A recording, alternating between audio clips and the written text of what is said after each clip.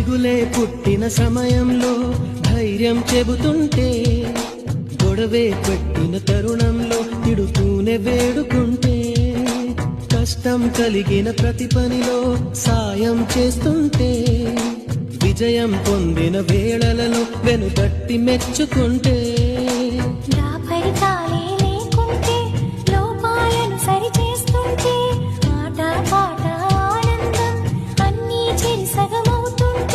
ప్రేమంటారా కాదంటారా? ఒకరికి ఒకరే ఉంటుంటే, ఒకటిగా ముందుకు వెళుతుంటే,